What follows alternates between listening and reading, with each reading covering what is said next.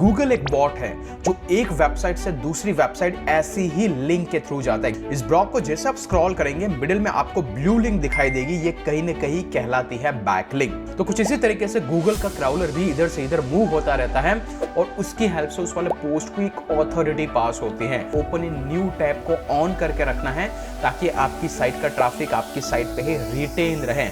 ये एक premium tips है।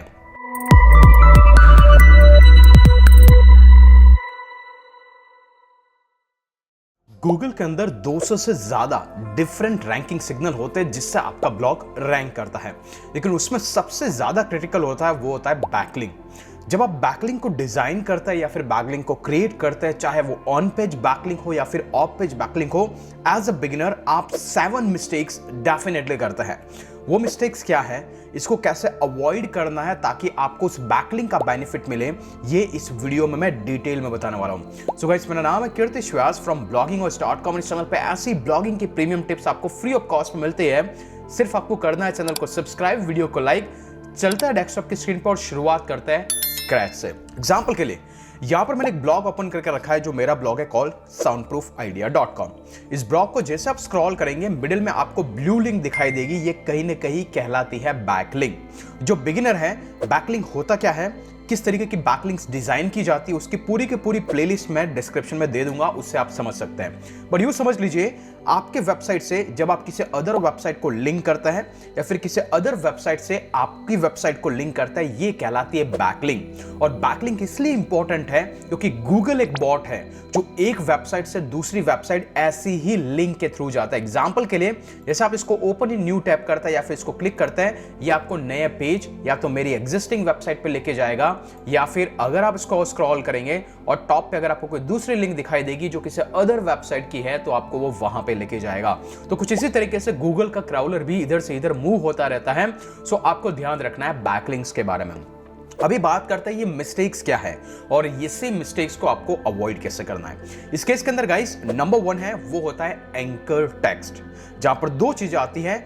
एंकर टेक्स्ट में टेक्स्ट क्या होना चाहिए और नंबर 2 एंकर टेक्स्ट की लेंथ क्या होनी चाहिए। सबसे पहले समझते हैं एंकर टेक्स्ट होता क्या है। एग्जांपल के लिए मैं इस ब्लॉग पोस्ट के आता हूं और मिडिल के अंदर ये जो ब्लू लिंक दिखाई देती है, ये कहलाता है एंकर टेक्स्ट, एक ऐसा टेक्स्ट जिसके साथ लिंक जुड़ी हुई है।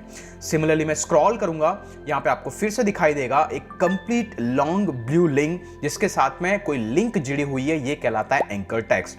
अगर यहां पे आके देखेंगे, सबसे पहली चीज इंपॉर्टेंट होती है कि टेक्स्ट होना क्या चाहिए। तो रिमेंबर, आप जिस कंटेंट को जिस पर्पस से रैंक करवाना चाहते हैं, मान लीजिए कि आपका दूसरा ब्लॉग है वो एसईओ के बारे में, अगर आप इस कंटेंट से एसईओ वाले ब्लॉग पोस्ट को अगर लिंक देना चाहते हैं तो ये जो टेक्स्ट है वो एसईओ होना चाहिए या फिर उसका सिमिलर कोई कीवर्ड। सिमिलरली एग्जांपल के लिए, neighbour changes their mind about their annoying, अगर मैं इसको ओपन करता हूं तो आपको दिखाई देगा ये है मेरा एक blog post, devices to annoy neighbour.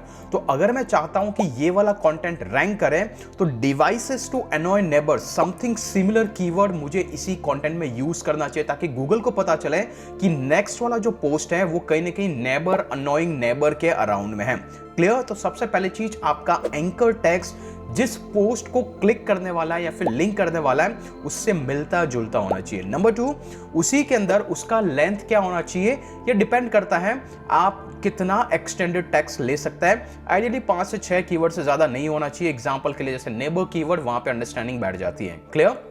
यहां पर अगर आप स्क्रॉल करके देखेंगे ब्लैकआउट कर्टेन्स, अगर आप इसको ओपन करके न्यू विंडो में जाके देखेंगे तो आप देख पा रहे हैं विकीमीडिया पे इसको लिंक किया गया है, मतलब ये एक एक्सटर्नल साइट से इसको लिंक किया गया है। सिमिलरली अगर मैं स्क्रॉल करूंगा और यहां पर एक बार फिर से आप ब्लैकआउट कर्टेन्स की बात करेंगे, फिर से आपको दिखाई देगा ये मेरा ही एक पोस्ट है, ब्लैकआउट कर्टेन्स फॉर बेडरूम, ताकि गूगल यहां पे आए तो वो समझ जाए ये जो लिंक है या फिर ये जो ब्लॉग पोस्ट है वो ब्लैकआउट कर्टेन के बारे में है। तो नंबर 1 चीज, आपका एंकर टेक्स्ट आपके लिंक्ड पोस्ट के किसी न किसी कीवर्ड को मैच करना चाहिए। That is number 1। इसके बाद गाइस आता है नंबर 2, जो कि सबसे ज्यादा इंपॉर्टेंट है। न सिर्फ ये एंकर टेक्स्ट, बस कि इसके अराउंड में यूज होने वाले सेंटेंसेस भी आपके उस एंकर टैग के क्लोजली मैच होने चाहिए।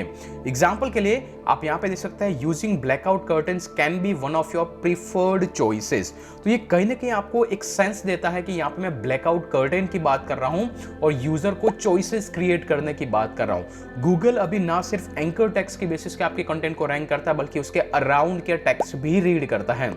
अगर आप थोड़ा सा ऊपर की तरफ चलेंगे, यहां पर आप देख पा रहे हैं नेबरिंग सिक्योरिटी, राइट। यहां पे अगर मैंने नेबरिंग सिक्योरिटी यूज किया तो उसके सराउंड में भी आपको कुछ ऐसे ही रिलेटेड कीवर्ड्स को यूज करना है जिससे गूगल को पता चले कि ये कंटेंट किसके बारे में है। रिमेंबर, अगर मैं इसकी बात करूं, यहां पर आप देख सकते हैं, अगर मैं इसको स्क्रॉल करूंगा तो यहां पे आप देख सकते हैं 50 pack of best sound proofing panel for bird, जो भी है बर्डरी। ओके, तो आपको ये चीज ध्यान रखनी है। यहां पे दिख रहा है the loud sound of the speaker, that means कि स्पीकर मेरा एंकर टेक्स्ट है, लेकिन किस टाइप का, लाउड साउंड का स्पीकर। दैट मीन्स कि ये रिलेटेबल टैग्स भी गूगल को हेल्प करता है ये समझने के लिए कि ये कंटेंट जो इसके साथ लिंक्ड है वो किस टाइप का है, और उसकी हेल्प से उस वाले पोस्ट को एक ऑथोरिटी पास होती है। तो नंबर 2, आपको न सिर्फ एंकर टेक्स्ट बल्कि उसके अराउंड में जो भी टेक्स्ट है वो भी रिलेटेबल होने चाहिए आपके प्राइमरी एंकर टेक्स्ट के साथ में। That was number 2। अभी नंबर 3 होती है गाइस, वो होती है आपकी साइट पे आने वाली लिंक्स डू फॉलो होनी चाहिए या फिर नो फॉलो होनी चाहिए।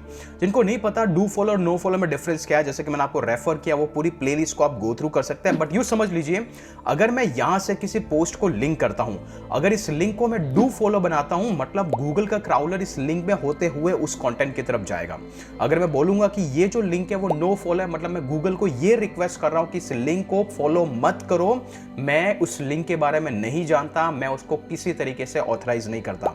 और जितनी ज्यादा किसी ब्लॉग पोस्ट को किसी ब्लॉग पोस्ट में से डू फॉलो लिंक मिलती है, उतना ही वो ब्लॉग ज्यादा रैंक करता है। तो आपके केस में आपको 2 चीजें ध्यान रखने की है। अगर आपका खुद का कंटेंट है तो आपको सारी लिंक डू फॉलो ही देनी है। एग्जांपल के लिए ये मैं डू फॉलो दूंगा, बाकी बहुत सारे लिंक्स को भी मैं डू फॉलो में दूंगा जितनी भी मेरी साइट की ही लिंक को कनेक्ट करती है। अगर मैं किसी एक्सटर्नल साइट जैसे कि Amazon के प्रोडक्ट को अगर मेरे कंटेंट के मिडिल में लिंक करूंगा तो हमेशा उसको आपको नो फॉलो ही देना है। अब ये डू फॉलो और नो फॉलो आप कैसे दे सकते हैं? एग्जांपल के लिए, जब भी आप एडिटर में जाएंगे जहां पे आपका ब्लॉग पोस्ट होगा, यहां पर आने के बाद जैसे कि इस लिंक को अगर आप डू फॉलो नो फॉलो देना चाहते हैं तो कभी भी आप उस लिंक को सेलेक्ट करेंगे, ये एक पॉपअप ओपन होगा और इस पॉपअप में आप ये डिसाइड कर सकते हैं कि लिंक नो फॉलो होनी चाहिए तो आप इसको नो फॉलो सेलेक्ट कर दें। अगर इसको डू फॉलो बनाना है तो आप ऑटोमेटिकली सब इसको नो फॉलो को ऑफ करें, बाय डिफॉल्ट आपकी लिंक डू फॉलो हो जाएगी। एग्जांपल के लिए मैंने जैसे कि आपको बताया था कि ये जो लिंक है मेरी खुद की वेबसाइट की है तो ये सारे डू फॉलो ही है। तो इंश्योर करो आपकी खुद की वेबसाइट की जितनी भी लिंक्स है उसको डू फॉलो रखो, और एक्सटर्नल वेबसाइट स्पेशली Amazon जैसी वेबसाइट, प्रोडक्ट रिव्यू जैसी वेबसाइट, ऐसी वेबसाइट्स को नो फॉलो टैग ऐड करना है, क्योंकि वहां से आपको किसी भी तरीके का एडवांटेज होने वाला नहीं है। यहां तक कि अगर आप विकीपीडिया जैसी वेबसाइट्स को यूज करते हैं तो उस केस के अंदर आप डू फॉलो दे सकते हैं। क्लियर? तो ये था हमारा नया तरीका नंबर 3 कि आपको डू फॉलो या फिर नो फॉलो किस टाइप का बैकलिंक रखना है।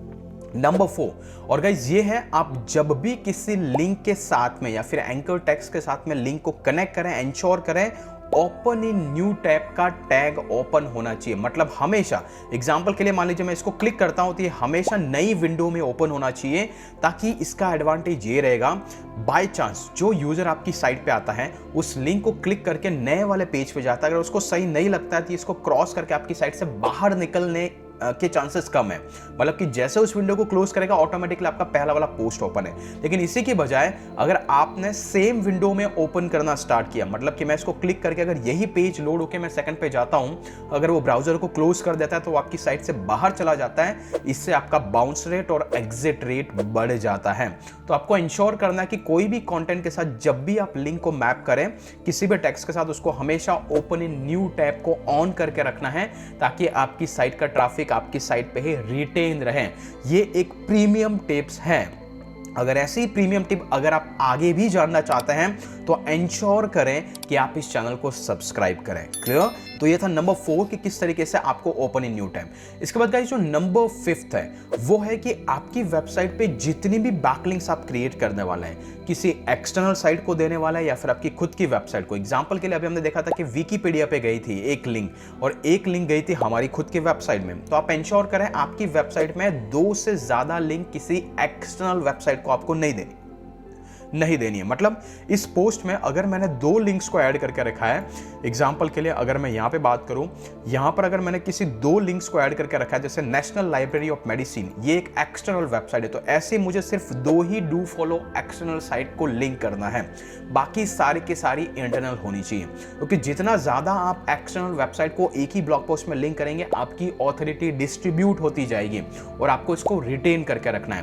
तो सिंपल रूल आपको दिमाग में इतना बिठाना है कि अगर किसी भी एक्सटर्नल वेबसाइट को अगर आप लिंक देना चाहें तो आपकी वेबसाइट में सिर्फ 2 ही एक्सटर्नल साइट के लिंक होनी चाहिए एक पोस्ट के अंदर।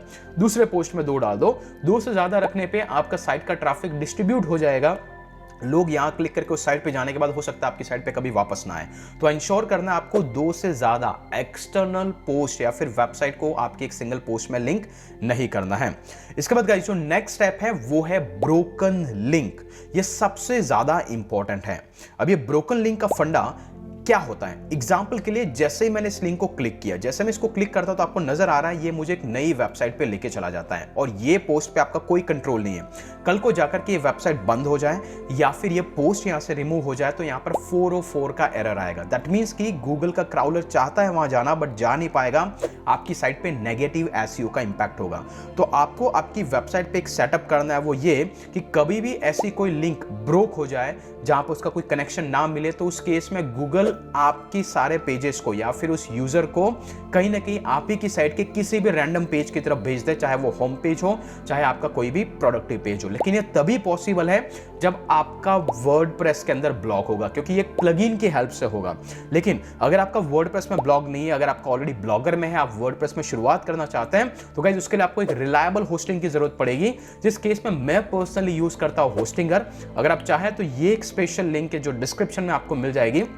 यहां पर आने के बाद में आपको सिंपली प्रीमियम वेब होस्टिंग के साथ में जाना है, क्योंकि यहां पर आपको 100 से ज्यादा वेबसाइट फ्री एसएसएल और एक डोमेन भी मिलेगा, जिससे आप आपकी वेबसाइट की जर्नी की शुरुआत कर सकते हैं। और वेल इंटरेस्टिंग पार्ट इज, अगर आपने इस लिंक को यूज किया जो डिस्क्रिप्शन में है, तो चेकआउट विंडो पे आने के बाद में अगर आपने मिनिमम 12 मंथ के प्लान को चूज किया और अगर एक प्रोमो कोड यूज किया MR व्यास, तो उस केस के अंदर आपको एक एडिशनल 10% का डिस्काउंट मिलेगा। एग्जाम्पल के लिए MR व्यास को चूज करने के बाद में, प्रोमो कोड में आने के बाद में अगर आप MR व्यास को यहाँ पे चूज करेंगे, अप्लाई करेंगे, यहाँ पर आपको एडिशनल 10% का डिस्काउंट मिलेगा।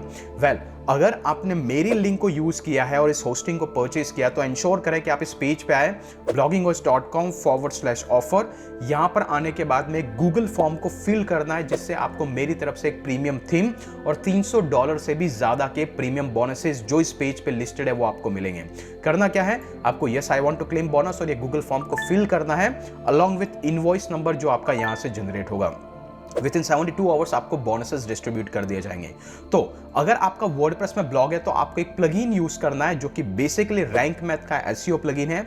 इसको इंस्टॉल करने के बाद में इसके मॉड्यूल के सेक्शन में अगर आप स्क्रॉल करेंगे, यहां पर एक सेक्शन दिखाई देगा आपको रीडायरेक्शन, इसको ऑन करके रखना है। फिर इसके सेटिंग के सेक्शन के अंदर जाना है। मतलब हम क्या करने वाले हैं, कभी भी आपकी साइट पे कोई भी पेज का लिंक अगर ब्रोक हो जाए तो हम कहेंगे कि बाय डिफॉल्ट उसको या तो मेरे होम पेज पे भेज दो, आपको ये सेट करके रखना है रीडायरेक्ट टू होम पेज। मतलब कभी भी कोई लिंक ब्रेक हो जाएगा, ऑटोमेटिकली यूजर को 404 नहीं दिखाई देगा, बल्कि आप ही की वेबसाइट के होम पेज पर चला जाएगा। इसके बजाय अगर आप किसी पर्टिकुलर पोस्ट पे भेजना चाहते हो तो कस्टम रीडायरेक्शन करके उस पोस्ट का URL यहां पे डाल दें, ऑटोमेटिकली यूजर वहां पे चला जाएगा। क्लियर? ये सेटअप आपको करके ही रखना है। इसके बाद गाइस, जो नेक्स्ट वाली जो सबसे इंपॉर्टेंट चीज है, जब भी आप लिंक बिल्डिंग पे काम करते हैं तो आपको ये एंश्योर करना है कि आपकी वेबसाइट के अंदर सारे लिंक प्रॉपर्ली मैनेज्ड हो। मतलब यूं समझ लीजिए, आपको ये पता होना चाहिए कि मेरे इस ब्लॉग पोस्ट से कितनी बाहर की साइट में लिंक जा रही है, कितनी अंदर की साइट में लिंक जा रही है। कभी भी नया ब्लॉग पोस्ट आप पब्लिश करते हैं तो उसमें पुराने पोस्ट को लिंक करना है, पुराने ब्लॉग पोस्ट में नए ब्लॉग पोस्ट को लिंक करना है, ताकि आपकी ऑथोरिटी इक्वली डिस्ट्रीब्यूट हो, आपको ट्रैफिक का एडवांटेज मिले। लेकिन ये बहुत ही कॉम्प्लेक्स प्रोसेस लगता है, लेकिन ये पॉसिबल है एक प्लगइन यूजिंग लिंक विस्पर, जो कि आप देख पा रहे हैं यहां से मेरी पूरी की पूरी वेबसाइट, यहां पे देख पा रहे हैं 0 ब्रोकन लिंक है, 0404 का एरर आ रहा है, कितने ऑर्फन पोस्ट है, कितने इंटरनल लिंक्स है, कौन से पोस्ट से क्या लिंक जा रहा है। अगर मैं लिंक रिपोर्ट में जाऊं तो आप यहाँ पे ये भी देख पाएंगे कौन से लिंक किसके थ्रू कनेक्टेड है, कौन से ब्लॉग पोस्ट से किसको लिंक करके रखा है, किसका एंकर टेक्स्ट क्या है, आप देख पा रहे हैं। एक इंटरनल लिंक है, एक आउटबाउंड लिंक है, 5 अलग अलग वेबसाइट को लिंक जा रही है। तो यहां से आप पूरी वेबसाइट का लिंक मैनेजमेंट कर सकते हैं। इसका डिटेल वीडियो अगर आप चाहते हैं, लिंक डिस्क्रिप्शन में लिंक विस्पर की हेल्प से आपकी साइट की प्रॉपर इंटरनल बैकलिंक और एक्सटर्नल बैकलिंक को कैसे मैनेज करें, वो भी आपको वीडियो डिस्क्रिप्शन में मिल जाएगा। तो मैं इस पर डिटेल में नहीं जाऊंगा। सो गाइस, ये वो 7 टिप हैं जिसके बारे में आपको पता होना चाहिए अगर आप बैकलिंक को डिजाइन करते हैं, ताकि आप मैक्सिमम गूगल के ट्रैफिक का एडवांटेज उठा सकें। होपफुली आपको ये वीडियो पसंद आया होगा। और आज के लिए इतना ही, आगे भी ऐसे ही हम नए वीडियोस लाते रहेंगे, सिर्फ आपको करना है चैनल को सब्सक्राइब। आज के लिए इतना ही, फिर मिलेंगे अगले वीडियो के अंदर। तब तक के लिए जय हिंद, जय भारत।